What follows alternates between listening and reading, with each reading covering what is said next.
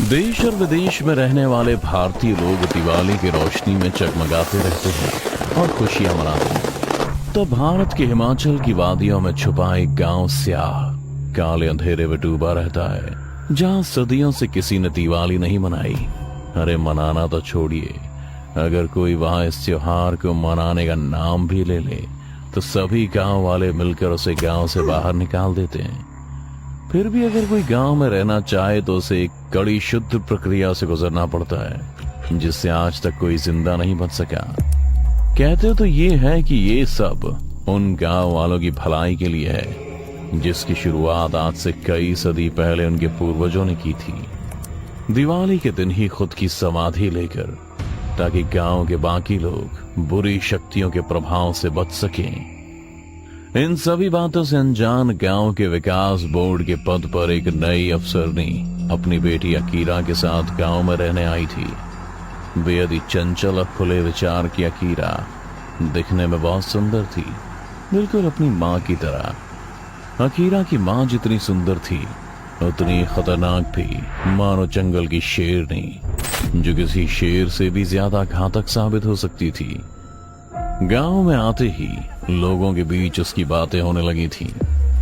Sarpanch ji, madam बड़ी सख्त था, एक ना चले किसी की। तो कहे तो यो भी कि अपने मर्द को जेल भिजवा के तलाक ले लिया उसने। अरे बहुत देखी मैंने ऐसे अफसर नहीं, इसे भी देख लेंगे, तू चिंता मत कर। एक बात और सरपंच जी, आपका लौंडा आजकल उस अफसरनी के बेटे के साथ ज्यादा घुल मिल रहा।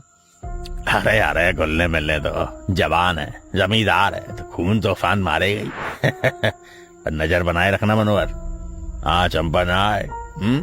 सरपंच ने इतना कहा ही था कि इतने में बाहर से लोगों के चीखने चिल्लाने की आवाज आने लगी। डायन को मारो, डायन को मारो, मारो डायन को, मारो मारो।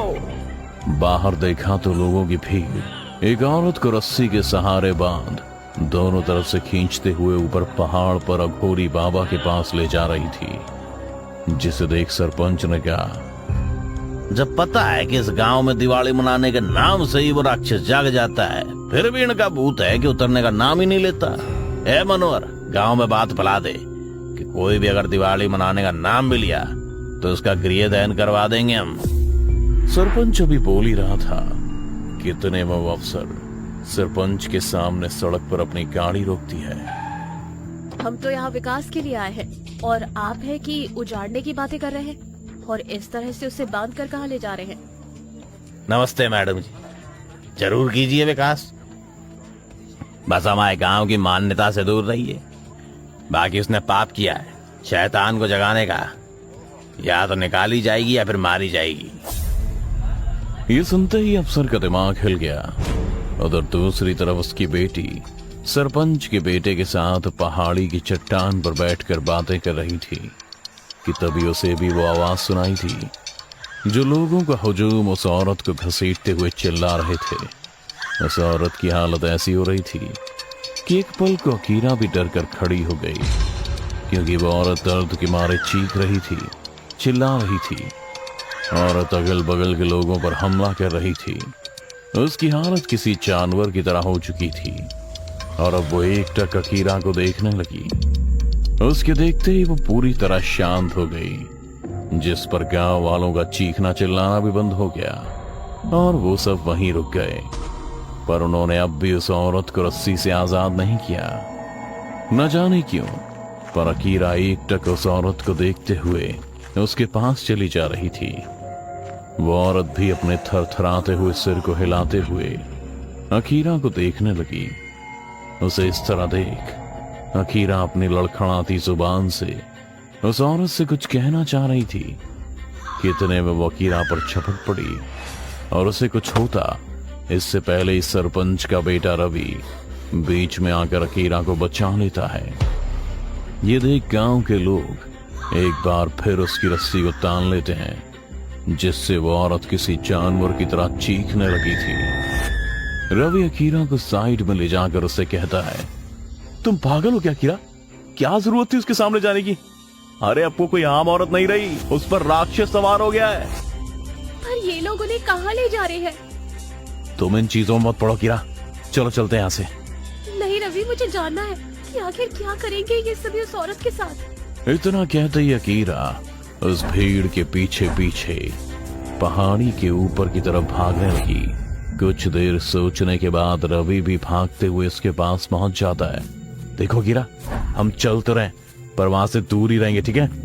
रवि की बात सुन अकीरा भी भीड़ से थोड़ा दूर एक पेड़ के पास ही रुक जाती है और एकटक उस औरत को देखने लगती है जिसे गांव वालों ने 2 खूंटों से बांध दिया था।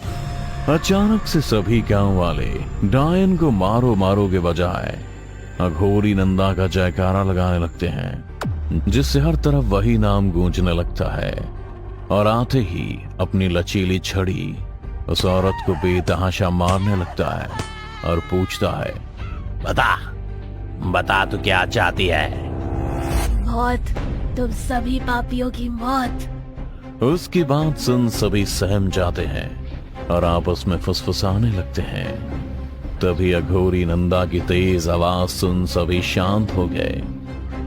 शांत? ये नीच अब सभी गांव वालों के लिए खतरे का सबब बन गई है। हम इसे निष्कासित भी नहीं कर सकते हैं क्योंकि ये जहां जाएगी बस तबाही लाएगी, इसलिए इसे यहीं जलकर भस्म करना होगा। अघोरी नंदा की बात सुनते ही एक आदमी आगे बड़ों से तेल से सराबोर कर देता है। अघोरी नंदा भी आसमान की ओर देखते हुए मंत्र पढ़ने लगता है। देखते ही देखते आसमान की घटा घनघोर होने लगती है और शाम अपने सुरूर पर है। तभी एक आदमी मशाल लेकर आगे बढ़ता है और नंदा के इशारे पर उस जिंदा औरत को आग के हवाले कर देता है, जिसके बाद उसकी चीख दूर दूर तक ऐसे फैलती है कि गांव के लोग बाहर खेल रहे अपने बच्चों को घर के अंदर खींच लेते हैं और दरवाजा बंद कर अंधेरे में कहीं खो जाते हैं। अपनी आंखों के सामने एक जिंदा औरत को जलता देख अकीरा भी चीख पड़ती है, पर रवि उसके मुंह को दबाते हुए जंगल की तरफ खींच लेता है। अकीरा की आवाज सुन अघोरी नंदा बोला, कौन थी वो? पकड़ो से, उसके अंदर से निकलती हुई बुरी शक्तियां घर कर सकती हैं उसमें, पकड़ो से। जैसे ही रवि ये सुनता है वो अकीरा का हाथ पकड़ तेजी से पहाड़ी के नीचे जंगल की तरफ भागने लगता है। साथ ही अघोरी नंदा के इशारे पर कुछ लोग भी उसके पीछे भागने लगते हैं। रवि अकीरा को अपने आगोश में ले एक पत्थर के नीचे छुप जाता है और वो लोग आगे निकल जाते हैं। उनके जाते ही अकीरा और रवि उठकर खड़े हो जाते हैं।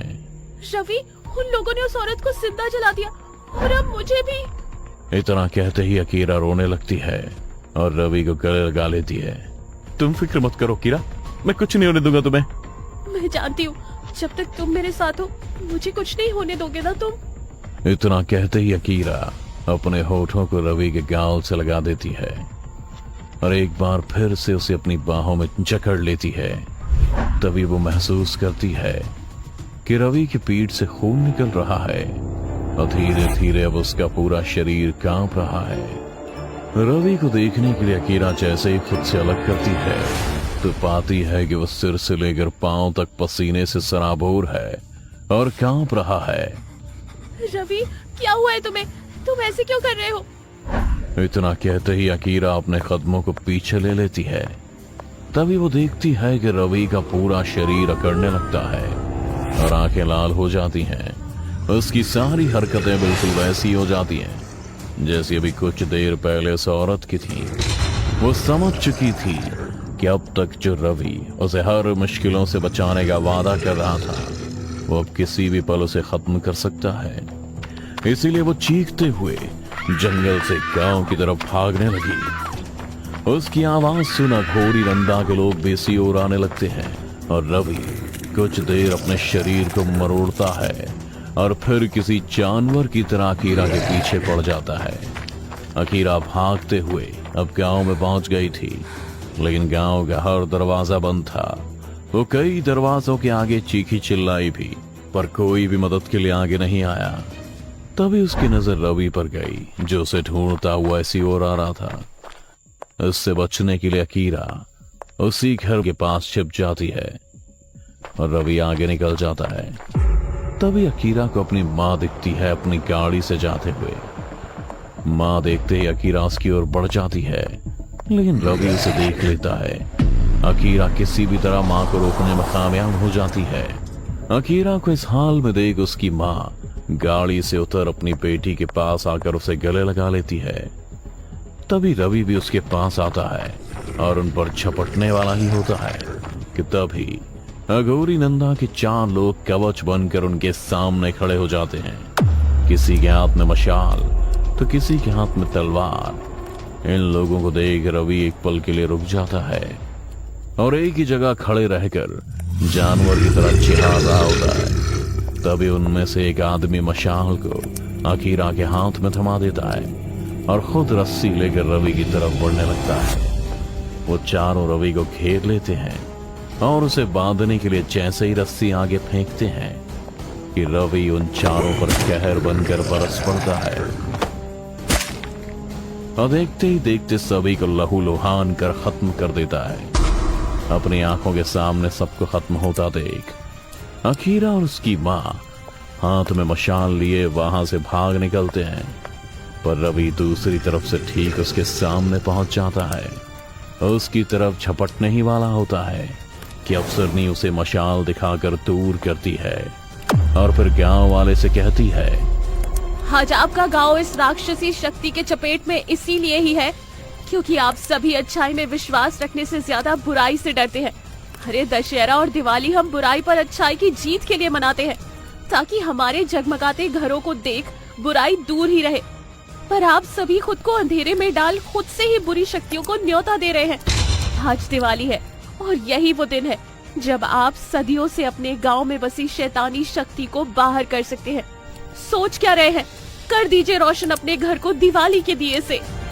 अफसरनी की बात सुन गांव का सरपंच अपने ही घर की खिड़की से झांक कर कहता है, गांव वालों, हमारी बात ध्यान से सुनो।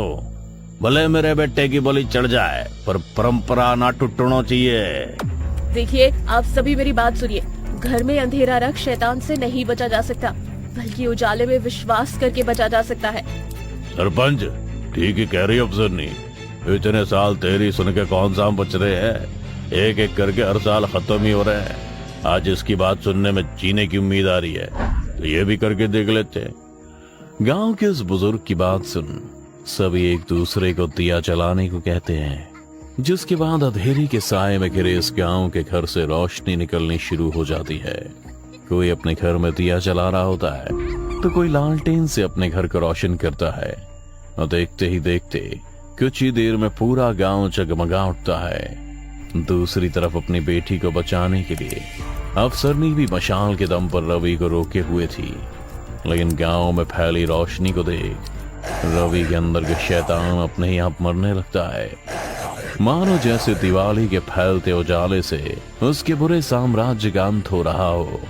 अगले ही पल उसमें से काली शक्तियां निकल आसमान में चली जाती हैं और रवि निढाल हो जमीन पर गिर जाता है।